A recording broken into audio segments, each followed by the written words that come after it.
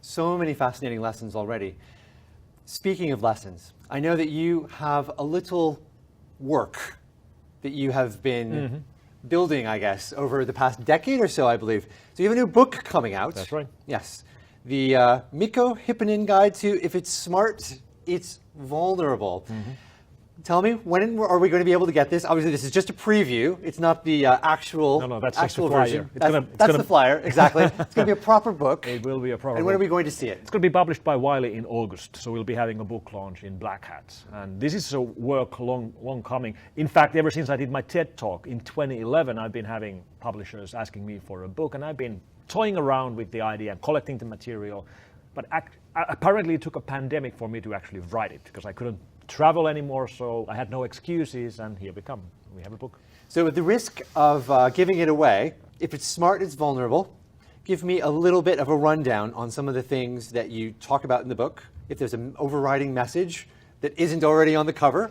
Well, the title is a reference to smart devices. So as everything becomes connected, when we add connectivity and functionality to devices, they become vulnerable. That's the Hypponen law, and that's what I'm covering. That's the overall arc of the book. However, I cover lots of other topics in addition to IoT and connectivity as a problem. In fact, I even cover Ukraine. The deadline for the book was end of February, which means I had the first week of the war to put in some material about what we've seen during this war, in the beginning of this war.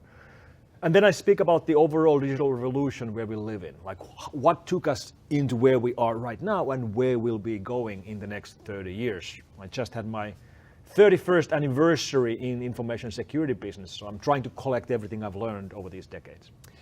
At the risk of oversimplifying, is there a virtue in not making devices smart whenever possible, in less functionality? There's an engineering mindset, obviously, we all know, in the cybersecurity, in the IT field, but is technology sometimes just simply not a good thing, or functionality, I should say?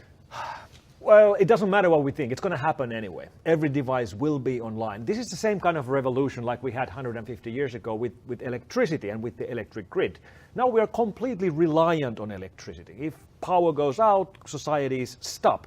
This is the same kind of revolution. Eventually, when internet goes out, our societies will stop. And should we have made the other decision 150 years ago and not embrace electricity? Of course not. The upsides have been so huge. And all of that applies to connectivity as well. But we should be aware that we, you and me, our generations, we are now making this decision for all future generations. And it is a big deal to think about. So it's going to happen. We need to get ahead of the problem, stay ahead of the problem, acknowledge it's there, and remember that if it's smart, it's vulnerable. If it's smart, it's vulnerable.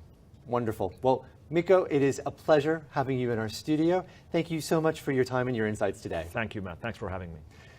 I'm Matthew Schwartz with Information Security Media Group. Thank you very much for joining us.